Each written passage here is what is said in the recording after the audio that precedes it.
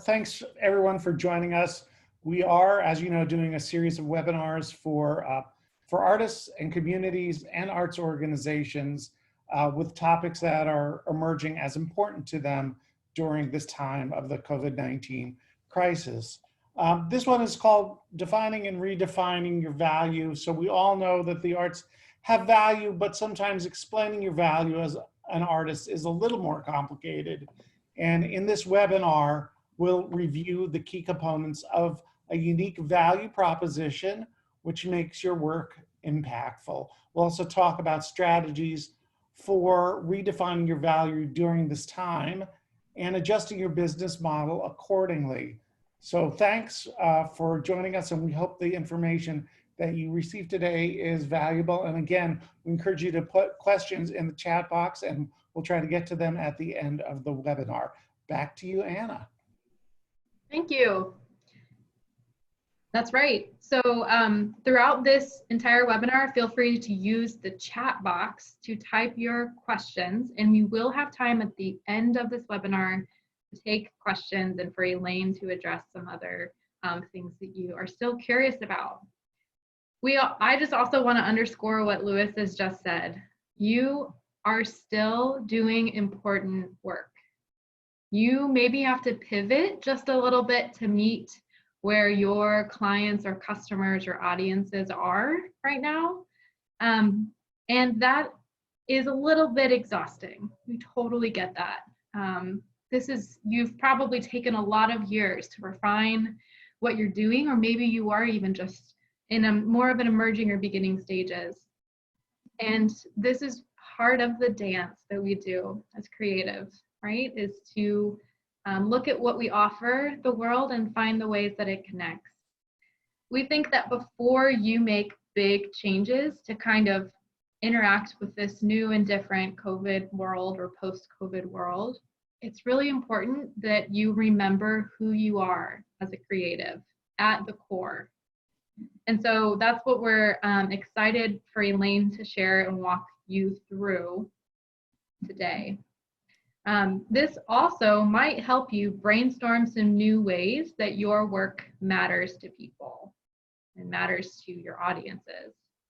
I'm also going to put a Google Doc in the chat box of an incredible list that I have found recently of a group of, I believe actually museum professionals and other arts administration professionals who have put together what they're calling new audience segments in COVID-19. So thinking about people who are at home now, people who are stressed out now, what do they need? And how do you think that you might be able to connect with them at this time? So I'll throw it in the chat box. And without further ado, I am really honored and pleased to introduce you to my colleague and friend, Elaine Grogan-Luttrell, who is a founder of Minerva Financial Arts. She's a CPA and financial counselor, therapist. She is also our on-ramp creative entrepreneur accelerator coach and all-around arts and business pro. You're in great hands this afternoon. Elaine, take it away. Thanks, Anna. Hi, everyone. Thank you so much for being here. I am really excited to be talking about this topic with you today in particular, because I want you to think about this hour as your excuse to just kind of take a breath. I think we've been responding really quickly to pivoting our businesses into new directions and thinking about seizing all of the opportunities. Some of you may be even a little stressed out, having gone through applications for PPP funding or unemployment funding. So this is your moment to just kind of take a breath and get back to that strategic place where you really think about what you do, who you serve, and how you can continue to redefine that value. As Anna said, my name is Elaine, and it is a real pleasure to be having this conversation with you today.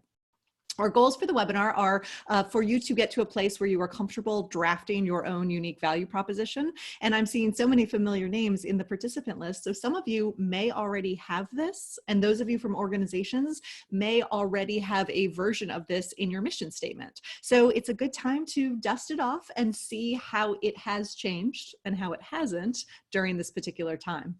We also want to talk through some strategies for how you can apply your unique value proposition right now and where you can use it at this moment in time, whether that is forging new relationships with new funders or new potential partners, or redefining your value to take advantage of where we are in this moment.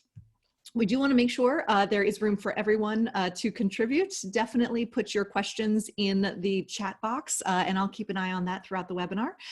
Everyone here is an expert in their own experiences. That means we are all equal parts teachers and learners. So take the parts of what we go over that really resonate with you and take them with you. But if something doesn't really feel like it fits you or your practice or your situation, you don't have to take that with you. You can leave that here because you are the expert in your own experience.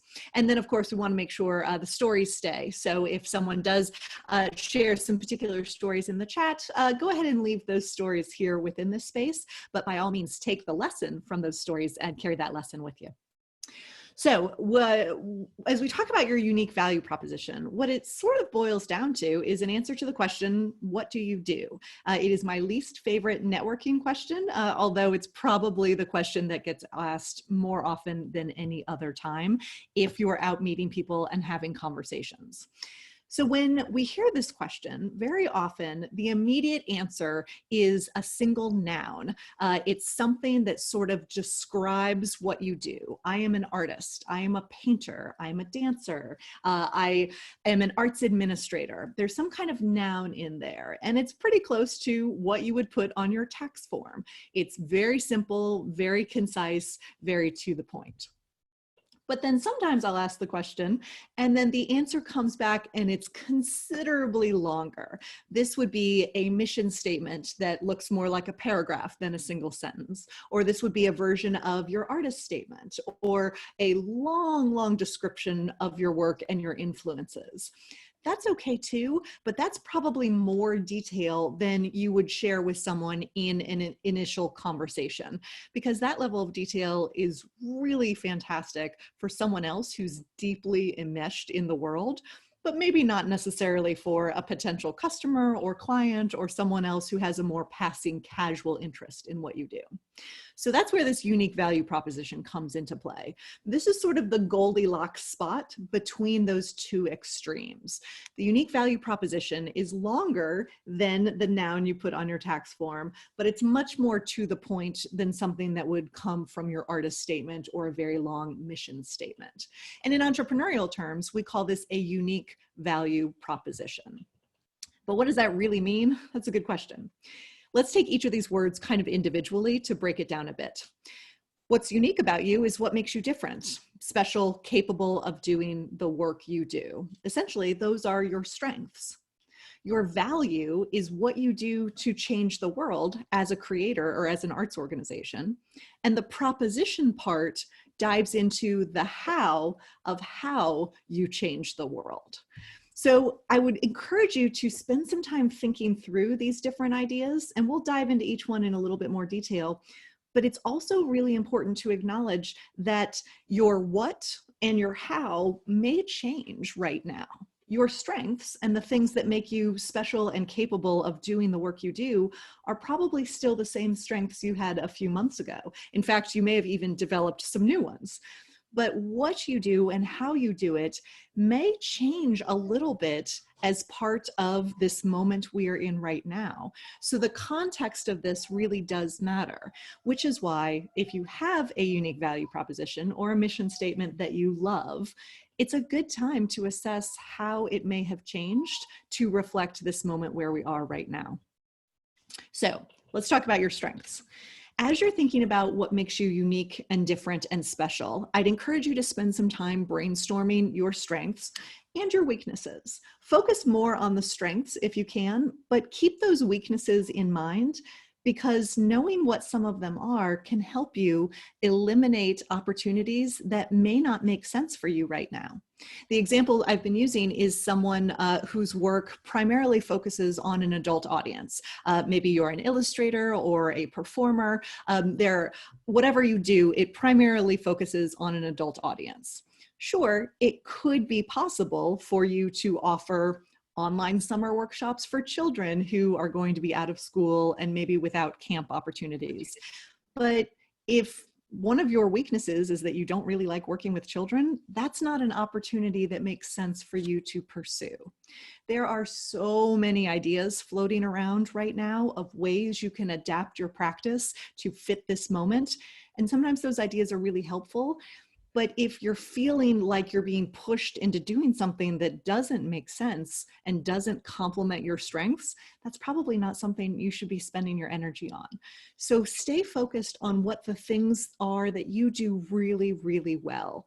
And keep an eye on those weaknesses too, to make sure you don't find yourself pursuing work that really doesn't make sense for your career long term. The second piece of this is the value. So what do you do and for whom do you do it? It's interesting to think about this in terms of really finding a strong action word that captures what you do, right? This could be process driven, it could be output driven, but it's some sort of strong word around what you do and who you serve. And this who you serve piece is going to continue to be very important. As Anna mentioned, there are lots of individuals that are redefining customer segments right now.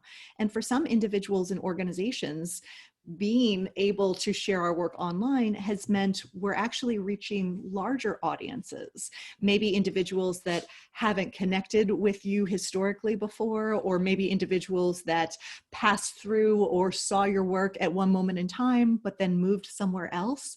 Those are all interesting ways to think about redefining who you serve, but it's crucial that you understand who you serve, and especially that you understand what some of their challenges are right now, so that you can use your strengths to adapt your what to serve those you serve. The proposition piece is the how piece, and this is where we're actually seeing a lot of the changes to these unique value propositions. Remember, your strengths probably aren't changing all that much. What you do and who you serve might be changing a little bit, but probably not super dramatically. But how you do what you do for those you serve is probably changing pretty dramatically. We've seen virtual fundraising events and virtual performances and virtual community studio tours and talkback sessions, right? How you do what you do has probably changed pretty dramatically lately. And so thinking about what is the way that really makes sense for you to continue to do your work in this moment is an interesting exercise to undertake. So if we put all three of those things together, thinking about your strengths, what you do really well, the things that make you unique is the first step. Then your strengths inform what you do, the people you serve, and how you do what you do. And then all three of those things, essentially your value proposition, informs a singular statement that captures what you do and how you do it. This singular statement, your unique value proposition, is ideally one sentence, maybe two sentences, but I challenge you to keep it to about one-ish sentence. And it essentially captures who is doing the action, that's you, what the real action word is that captures what you do in the world, and then how you do it. And that's the rest of the connecting part of the sentence. And as you draft these, it's important to acknowledge that this takes some refining. This is not something that you sort of draft once and then you're finished with.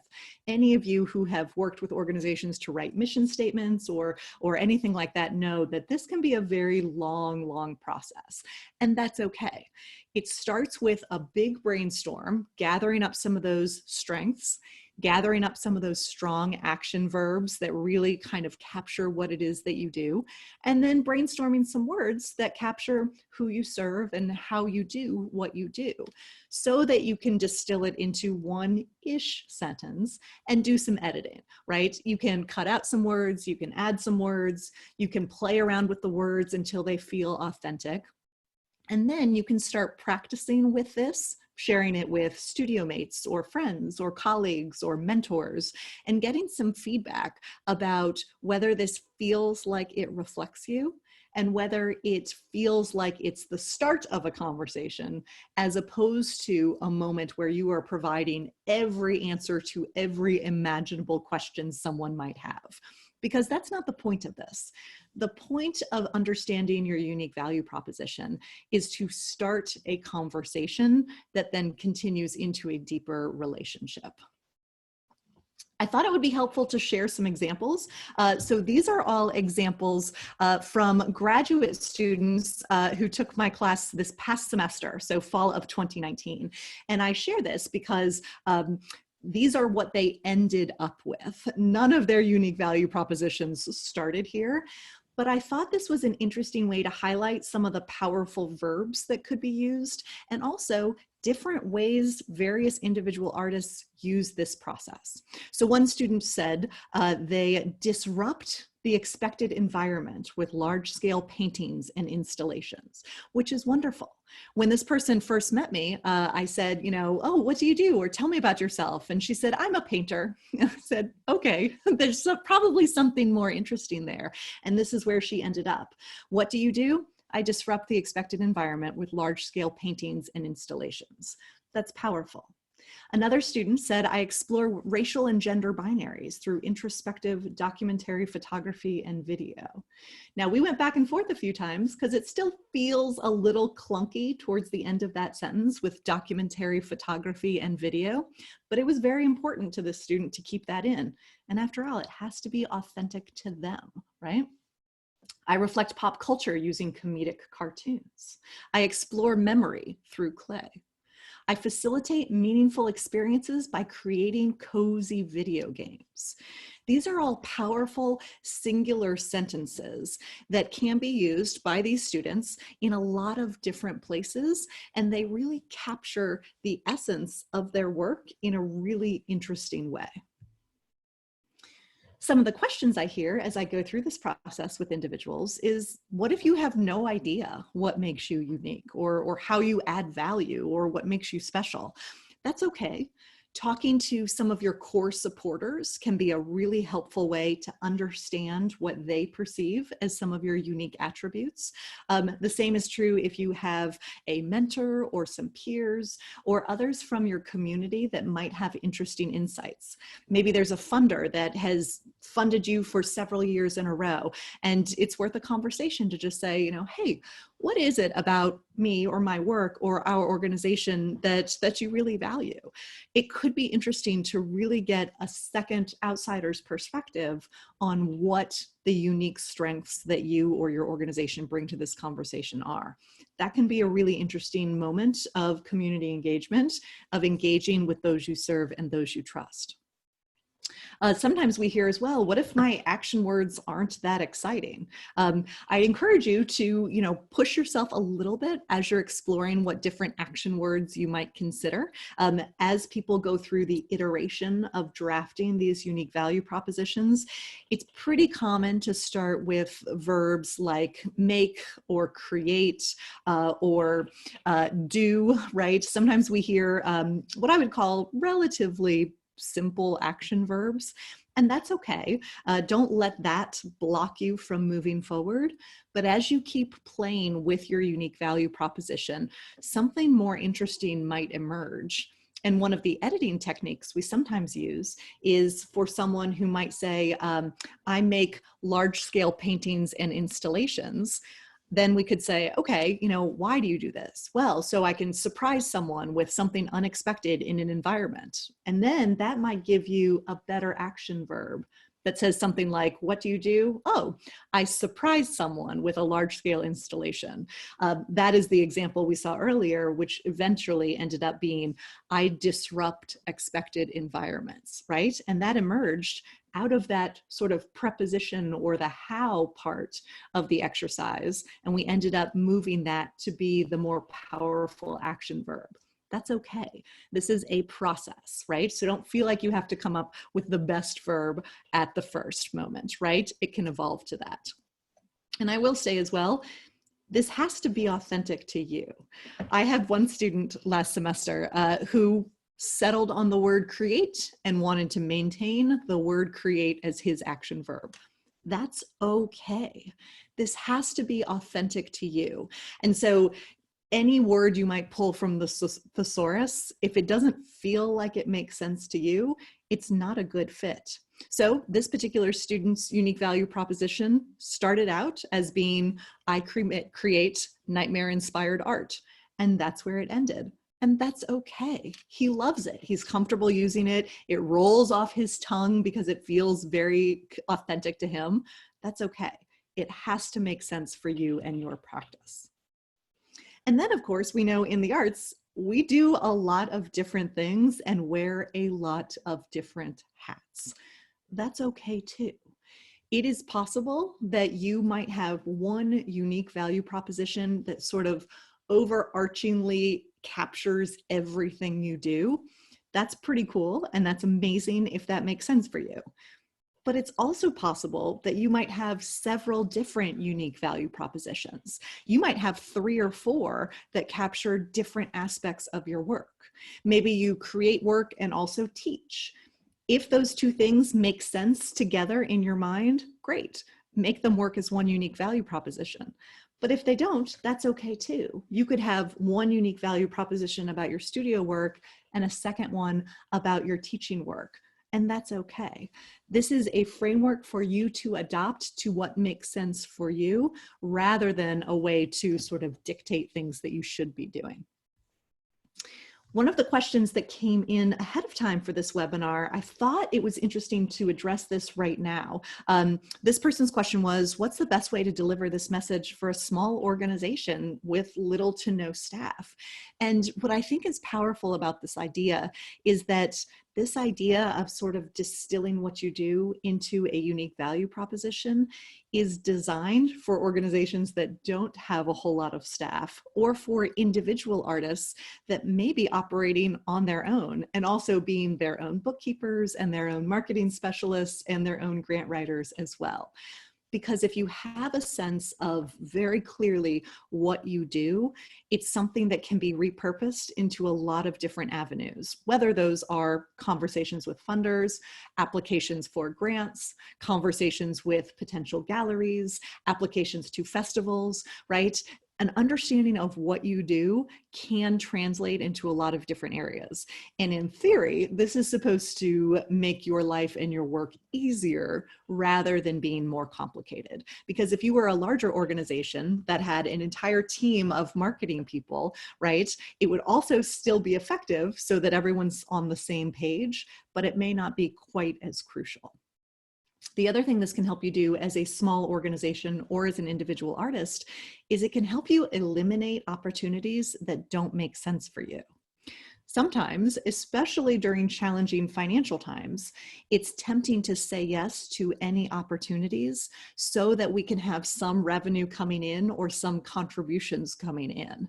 And that's okay. You might make that choice, but I'd like you to make that choice on purpose, with a clear understanding of whether or not that choice is consistent with your unique value proposition, or if it's stretching your unique value proposition into a little bit of a different direction.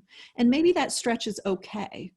But if it's stretching you too far or pushing you too far away from what it is you actually do, it may not be something that you want to say yes to, or it might be something that requires an additional 0 for you to say yes to.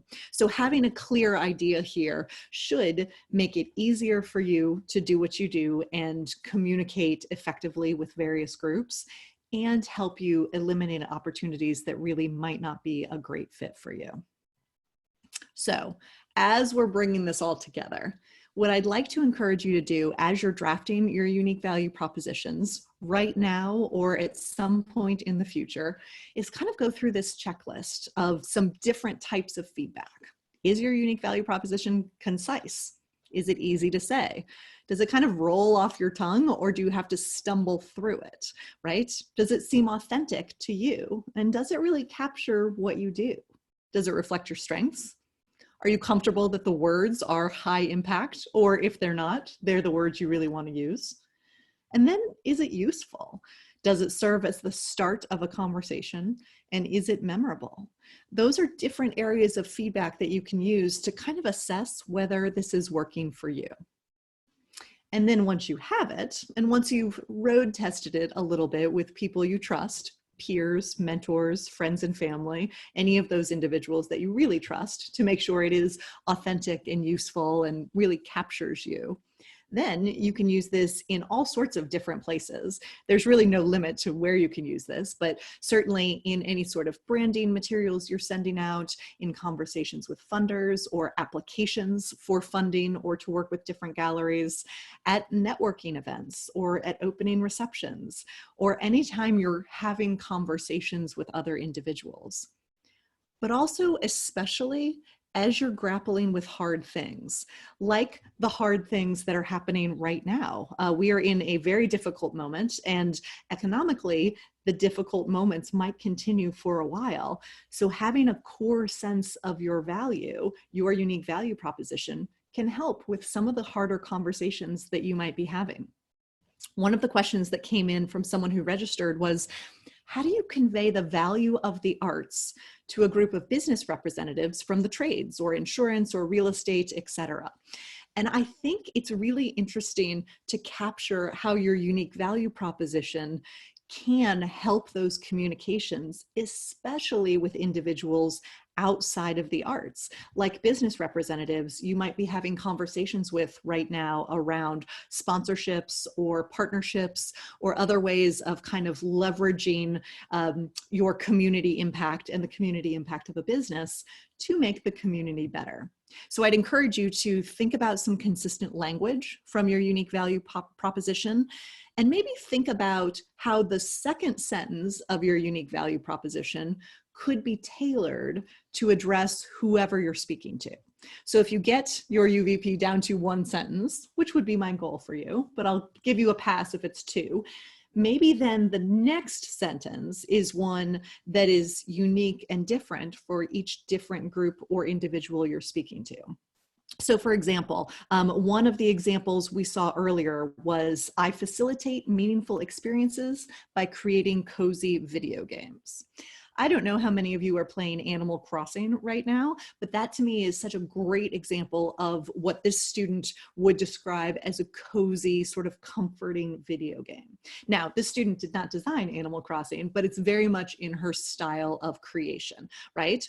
And so with that in mind, this person's second sentence could be, and right now we're seeing an increase in users of 72% that fall within your target demographic.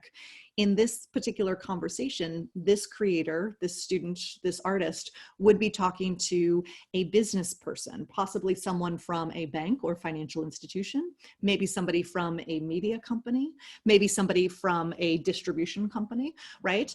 And so by immediately taking the unique value proposition, I facilitate meaningful experiences by creating cozy video games, and then following up with an explanation of how and why this could be interesting for that business, all of a sudden it might be interesting to explore what some sort of sponsorship for that cozy video game might look like, especially for a business that is doing okay right now. No industries are thriving, but not every industry has been affected in the same way.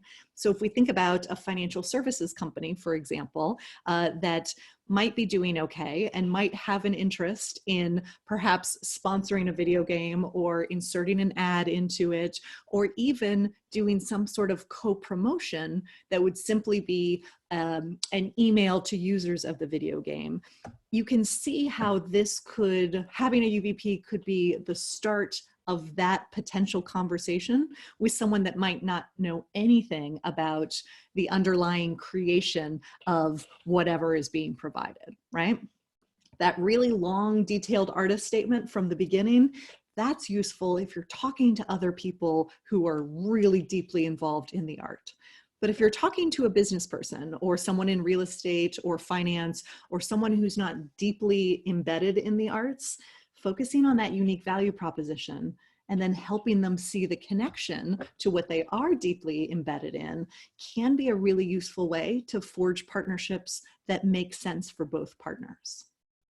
I'd also throw in here as well, you don't have to reinvent the wheel when it comes to sharing economic resources or information about the economic impact of the arts.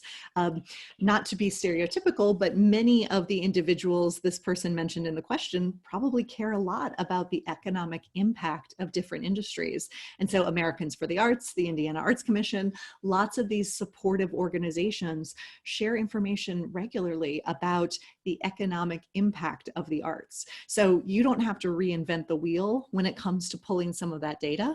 Maybe just familiarize yourself with it so that you can incorporate it into that second sentence of your unique value proposition. So with that in mind, where are you supposed to use this right now? In normal circumstances, you can use it at a cocktail party or in the grocery store or on your website, but we're in the middle of a pretty special moment in time. So it's worth acknowledging that this might need to be tweaked a little bit and thinking about how you can use this right now. And so the first thing I would do after you've drafted your unique value proposition and when you're comfortable with it and when you're happy with it and you like the way it's sounding, right? Then I'd encourage you to think about how your value has changed in this global pandemic and how it hasn't changed. The value of the arts hasn't changed all that much. In fact, many people would argue they're more important now than ever for fostering those human connections or expanding empathy to other individuals, something that the arts does really well. The arts are capturing stories that matter tremendously right now for individuals that are affected by COVID-19. So in a lot of ways, the art and your value hasn't changed, but in some ways it has. And if you can get pretty clear with yourself on what has changed and what has not, understanding that can help you talk with current funders that you might have and also new potential funders. And this can help you have conversations with customers as well. Maybe you're a printmaker and you want to create something that is sort of reflective of this moment in time. And so maybe you reach out to all of your existing customers or those who have purchased work from you in, say, the past 2 to 3 years and say, I know you value my work. I know you really liked it or you purchased something, it's hanging in your home, et cetera, et cetera. Here's another thing I'd love to share with you that reflects this moment in time. I think it would make a nice complimentary piece and we're doing a limited edition run. Here's how you can purchase one to reflect this moment we're in. So thinking about how your value has changed and how it hasn't, and letting that inform your communications with clients and funders is a good exercise to undertake. One question that came in that I absolutely love is, should an artist lower their prices right now, reflecting this financial downturn? And I love this question because for me, it depends. And I know that's the worst answer I could probably give, but it depends. I do not think you need to absolutely lower your prices right now. And here's why. Your value might not have changed, right? It may have actually increased depending on what type of work you do. So here's what I would think about as you're grappling with whether or not to lower your prices. Number one, has the value of what you do changed? And remember, you just did that as you really thought deeply about how the value of what you do has changed and how it has not. Having some verbiage around that idea and being able to explain how your value has and has not changed can help if some pricing conversations like this one come up. But I think it's also important that you understand if your customers are still willing and able to pay for what it is that you do. You might be looking around and feeling a lot of financial pressure right now, and all of those you are seeing around you might be feeling similar financial pressure. And if your customers and clients are the same individuals that you're looking around, I think it's important that you acknowledge that their ability or willingness to pay may have been severely affected. But it's also possible that your customers are very different from those you're seeing on a daily basis. Maybe you serve a group of customers that hasn't necessarily had the financial impact that some of the other individuals have. And if that's the case, your customers might be still willing and able to pay, in which case lowering your prices doesn't make sense at all. So I think it's important that you really think about who it is that you serve, and maybe even check in with some of your best or most loyal customers to see if their willingness or ability to pay has changed. And you don't have to ask it exactly in that way.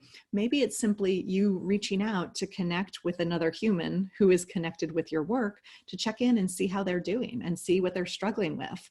And then maybe as part of that conversation, you understand if they're interested and able to purchase additional work right now, or if their interests are elsewhere, right? So I think it really does come down to thinking about what your customers are doing. And then of course, it also matters what your competitors are doing. So if in your particular type of work, everyone else who does similar type of work to you is offering things at some sort of discount, that's important to notice, right? For a couple of reasons. Number one, you want to make sure that what you're doing kind of makes sense in the context of your industry, but it also reflects possibly something that your competitors are paying attention to. It's also worth noting that we have seen so much free content being offered in the arts online right now. And in some ways, that is amazing, right? It continues to underscore the importance of the arts, and it generates interest and enthusiasm, sometimes from individuals that may not normally have turned into a Sondheim birthday party, right? So I think there is value in the free content that exists. But it's also important to acknowledge that if you are a creator and you are attempting to invite people to a behind the scenes studio tour and have that as a ticketed event or a donation-based event, you're competing with other things that are being offered for free. So understanding the landscape of what's going on and what your customers or clients might see as trade-offs between spending their time touring your studio virtually or spending their time doing something else on a Friday night, it's interesting to kind of understand that context. And then the last factor I'd encourage you to look into as you're thinking about whether or not it makes sense to adjust your prices is to understand if your costs have changed. Some costs may have gone down. Maybe you aren't using your studio as much, and so your utility costs are down. Maybe your landlord has given you a little bit of a break and you're paying 70% of what your normal studio rent would be right now. But maybe some of your other costs have gone up. Maybe you now have a Zoom subscription that's a new monthly fee that you didn't have a couple of months ago. So understanding how this moment has affected your costs can help you decide if you are able to adjust your prices, and then think about how that adjustment would affect your customers and be perceived by your competitors as you're thinking about what that industry landscape looks like. And then ultimately coming back to this idea of, has your value changed? And if so, should your prices reflect that? The last couple of thoughts I have on this idea of pricing relates to the idea of not necessarily lowering the prices for what you would do under normal circumstances, right? I'm air quoting normal. I hope you saw that. But the idea of, if you are a gallery artist and your paintings normally sell for thousands of dollars, maybe you're going to continue selling your paintings for thousands of dollars, but there's a moment where you're offering a print or something else that's sort of reflective of this moment in time at a lower price point. And maybe that makes sense for you, maybe it doesn't. Same thing if you're a performing artist. If you would normally be paid as a musician to perform gigs on a regular basis, maybe there's a moment where you can do a modified gig that's some sort of private virtual salon that someone might host in their home or something, host virtually in their home, right? So thinking about how maybe it's not lowering the price for what you normally do so much as it is offering something new for this moment in time at a slightly different price point. So I hope that gives you some food for thought with respect to that question. Another question that came in that I thought it was interesting to address as part of this conversation about how your value has changed and how it hasn't relates to this idea of individuals or organizations whose value really is connected to a live experience. There are different kind of examples of what this might be. Maybe it is a live theatrical experience that cannot be replicated online. Maybe it's a process of art making that really depends on physical human contact. Whatever it is, if the real value of what you do is closely aligned with that live human connection piece, that is a big part of your value that may have changed. So this idea of human connection, or the idea of the importance of it, probably hasn't changed. That part of the value is still there, but the how we go about getting that may have changed. And so it's possible, if this is your question or if this is true about your process, that you look around and you say, you know what? The value of human connection or in-person experiences are so crucial to our value, we're not able to replicate what we do in any sort of online or virtual environment. Knowing that means you can have some interesting conversations about what that means. Does that mean your practice as it normally would be is going on hold? Or maybe you're introducing something else, right? To sort of replace what you would normally do. You do not have to move anything online.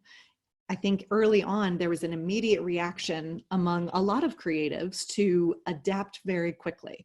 We saw this in education, we saw this in visual arts, we certainly saw this in performing arts. But as we continue to maybe reflect and think a little bit more strategically about what we're doing, I am going to give you complete and total permission to really think about your unique value proposition and think about how it makes sense for you personally to respond during this time. And maybe that means moving something online. Maybe it doesn't. Maybe there's a different interpretation of what you can do that makes more sense for you. You've probably seen the front porch portraits that have been happening in different states around the country, right? That is a moment that is still happening at an appropriate social distance without contact. And as long as there's not a stay-at-home order in your particular state, that's something that still could happen, right? So maybe there's a version of that that can be replicated for your organization, or maybe not. The hard part is kind of thinking through what some different options can be, but it starts with understanding how your value has changed and how it hasn't. And that, of course, connects to those you serve. Understanding what those you serve need right now is crucial, because if you understand what they need, you can identify ways that align with your unique value proposition to fill those needs at this moment in time. Maybe those you serve, particularly if they rely on human contact and interaction, are really struggling right now. And so maybe they need a personalized care package that would be delivered, contactless delivery, but that would fulfill that moment of human connectivity through something tangible. And maybe that's a way to respond to a need of those you face. What are they struggling with? How can you serve them effectively?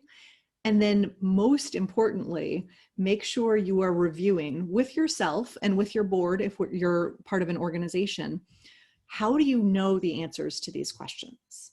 If you're just guessing to what the answers are, that's probably not a great foundation to build a strategy on. You need to be validating all of your assumptions or confirming with some of your customers and clients and supporters that they really do have the needs you think they might have, right? Otherwise, you're putting a lot of effort into something that might not actually be useful to those you serve. And no one has the emotional energy to put into something that isn't going to yield the results you need, especially right now. So gut check yourself and then check those assumptions against what you're really hearing from your customers and clients to make sure, as you're thinking about whether and if to adjust your how or what you do creatively, that what the adjustments you're making are really serving those you serve in the way you want to serve them. And then lastly, there will be no shortage of ideas coming from other individuals and probably coming from your own brain as well about how to adapt. That's okay. List all of these ideas, right? We've heard a couple of them here on this conversation. Thinking about forging some interesting corporate partnerships with companies that are doing okay right now. Or maybe it's a moment of going to a funder and asking for continued funding over a period of time for an arts organization, for example. Or maybe it's a partnership with another artist where you are doing some sort of something that makes sense together. Whatever it is, it's going to be important to sort of gather all of the ideas and then assess them to see which ones really make sense for you. Because I promise you, not all of the ideas will make sense.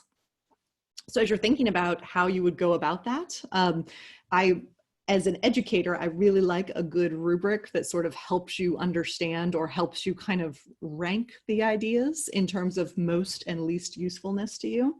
So I think as you're thinking about these different ideas, it's useful to start with, does it align with your unique value proposition? And does it align sort of perfectly?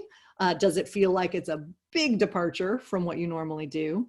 Or does it feel like it's sort of in the middle, where maybe it's a little bit of a stretch, but it still makes sense? Understanding whether or not it aligns with your unique value proposition is really important. The next thing I would think about is whether or not it is going to effectively serve those you serve. Is this something that they value right now? Are those you serve willing and able to pay for it right now? Those are important conversations to have, and it's important that you think through whether or not the ideas that you might have do what you want them to do from the perspective of those individuals you serve. Next, I'd encourage you to think about whether or not it makes financial sense. It doesn't have to be a phenomenal idea financially, but it does have to make financial sense. And what that means is essentially doing the math of building out a budget for what your business will look like long-term if you're adjusting in a new direction, or maybe even just building out a budget for what it would look like to do one virtual performance or one virtual event or one contactless delivery of a care package or something. Thinking through the real numbers and doing the math of what something will cost and what you think it might generate financially is an important exercise, because then you can decide if your assumptions are valid, if this makes sense financially, and if it doesn't, whether or not it's still worth it to you. And that's okay. We see lots of organizations and lots of individuals doing projects right now that do not make any financial sense. That is okay. But I want you to do that on purpose, knowing that you're doing it with some sort of investment or long-term return in mind, right? Don't just do something that doesn't make financial sense because you're hopeful that it might one day. Bring a level of mindfulness and intentionality to this idea of doing the math around the idea to make sure you're doing something on purpose. And then you can also decide or use this as a criteria for vetting some ideas and maybe eliminating some ideas that really don't make any sense for you right now. And then lastly, after you've established that something does align with your unique value proposition, does serve those you serve, and does make some financial sense, I'd ask you to consider whether or not the idea is moving you closer to your long-term goals. I know the path to those goals might look a little different than you thought it would, right? We're in a pretty dramatic moment in time that was hard for anyone to plan for as part of 2020. But I'd encourage you not to let that disruption derail your goals completely. It's possible that you can do community building activities right now, or activities that are growing your list or helping you engage with other individuals or helping you forge new partnerships that might make sense for you long term. And I'd encourage you to think about how those activities are moving you closer to your goals.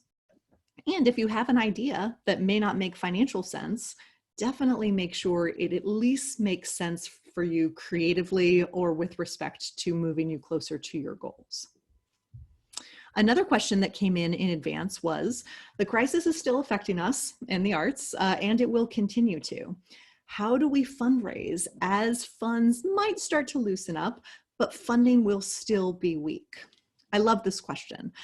My advice would be, as you're thinking about fundraising or thinking about what your revenue might look like long-term, whether that is works you might be able to sell online, works you might be able to sell at a festival, any sorts of long-term revenue strategies you might be thinking about, it's important that you plan for a couple of different scenarios.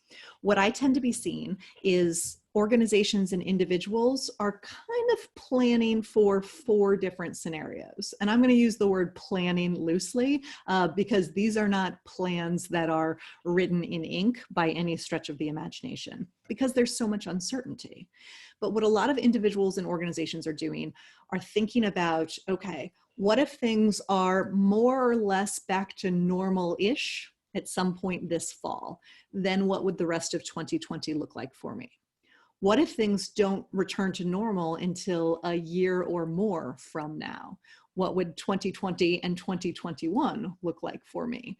And then often groups and individuals are coming up with 1 or 2 scenarios kind of in the middle, so that as reality unfolds in whatever way it will unfold, there are some different roadmaps that you can follow based on some high level different scenario planning you've been doing. But in all of those cases, keep the focus on your unique value proposition, what it is you do for those you serve, and how you do it. Look for partnership opportunities that might make sense. We're seeing organizations play around with this idea of a virtual gala or virtual experience, and then partnering with a restaurant to deliver some sort of boxed meal or boxed bottle of wine or something, which is a nice way to support a restaurant and also the organization. And then of course, the organization is ticketing that event or asking for donations at a high enough price point to support the restaurant as well. There are different partnership opportunities like that that might make sense. If you have existing relationships, especially with foundations or with galleries or with other organizations in your community, it's an interesting time to think about, is there something that makes sense for both organizations right now? Maybe you're a visual artist who does work with school districts. There was an example of this in Columbus, Ohio this past week. An artist in residence at a high school in a relatively small school district painted portraits of all of the graduating seniors as a way to celebrate them. And then the portraits were hung up and down Main Street where people could still drive by and see them, which ended up being a nice opportunity for some corporate sponsorship dollars to help pay for supplies and the artist's time. And it was a really nice way for the school district to celebrate students who were feeling a little under-celebrated. So that's an example of an existing relationship that may make sense to think about expanding or continuing in some way. And then I would also remind you that as you're thinking about fundraising, and for individual artists, as you're thinking about potential customers and clients, thinking about individuals that may have been less affected by things financially is not a terrible strategy. So for an organization, maybe that's reaching out to your top individual donors, or maybe your middle and top tier donors, and reaching out and asking for their continued support. For individual artists, maybe that's connecting directly with individuals you have served historically to see if they have an interest in a commission right now, or if there's some other way they might be interested in supporting you on an ongoing basis through a Patreon page, or maybe through a crowdfunding project. Maybe that's tied to a particular project you want to do that relates to this moment in time. Think about those individual donors and see if that makes sense. And then ultimately, how do you know that this is working? How do you know that you're comfortable with your unique value proposition? Does it feel good? You can pay attention to creative metrics. Are you making the work you want to make? You can pay attention to community metrics. Are you engaging with those you serve? How are you fostering these partnerships and these relationships? Do they feel like they make sense? And then you can also gut check some of the financial metrics as well. So what I would say in conclusion is we've covered a lot today, but the most important part is really to think about your unique value proposition. Build out what it is, adjust it if it needs to be dusted off and polished a little bit because it maybe hasn't been used in a while, and keep refining it until it feels right, especially reflecting this moment in time. Make sure you're clear on your own competencies so you can describe them to others, and definitely be clear on how your unique value proposition has changed and how it hasn't, so that you can connect this to your own metrics for success long-term, which probably includes some community metrics, some creative metrics, and maybe some financial metrics as well. So I hope you feel like you have the tools to draft your own unique value proposition now. If you've got one and you want to throw it in the chat, I'll be happy to look at it and maybe share some feedback afterwards. And then I hope you feel capable to apply your unique value proposition right now as you engage with potential partners, other members of your community, corporations, donors, customers, clients, and anyone else you might need to engage with right now. Thank you so much. Anna, if we have any questions in the chat, I'd be happy to take those now. I think you covered several of them. They seem to maybe be some that had already been sent in with registration, but there was one that I think you have kind of touched on.